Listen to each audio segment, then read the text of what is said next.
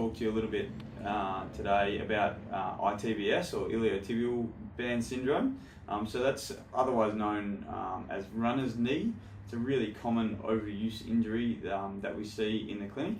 Often initially starts with referral to a physio, but then we see that podiatry can have a pretty strong involvement in its treatment and management as well. So what is ITBS? So it's friction of the iliotibial band along the femoral condyle, just above the knee and to the outside of the knee. And that can happen with repetitive running, and happens when the knee's in flexion at around about 30 degrees. Now, what we want to do when you've come in with this complaint is assess what are the likely causes. So common causes of iliotibial band syndrome are inward rolling hips, knees and feet.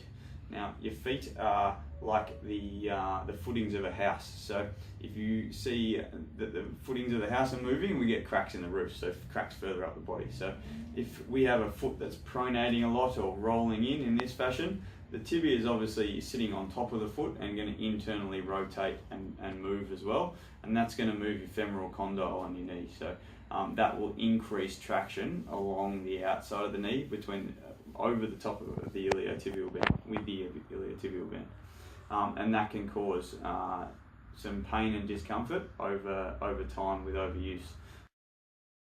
So if you're getting a sore knee every time you go for a run, that's not normal. So ongoing pain, increasing pain particularly that doesn't warm up, or is back there every time you go for a run, is certainly something that you should look to get addressed. And the knee is often the meat in the sandwich between poor foot mechanics and poor hip mechanics. So you're going to find that to get the best results, and particularly a fast result, you're probably best off to see a podiatrist and a physio to address both sides of this story.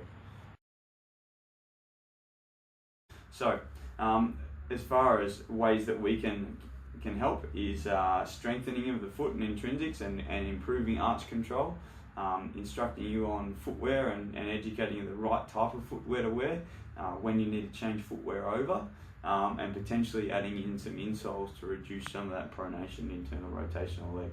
And we'll work hand in hand with the physios, who's obviously going to be helping you work on things like strengthening your hip abductors and rotators as well, because that's obviously essential, as well as strengthening around the knee locally. So it's really good to work hand in hand to make sure you cover things from all bases. With injuries, there's often something that we can do to improve your pain in a short-term fashion, and those things involve massage, some taping, immediate footwear changes that you can make, but then eventually, they're kind of like band-aid fixes. They'll help you in the short term, but in the long term, we want to put something in place to prevent the injury from coming back, and that's often changing mechanics in some way by strengthening the right muscles, or changing your range of motion, those kind of things.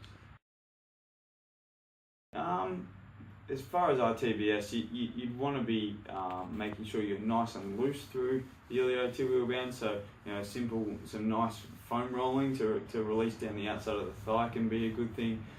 Don't go barefoot. Make sure you're in some good supportive shoes as much as you can, and and some ice directly to the area might be a way to go to get started.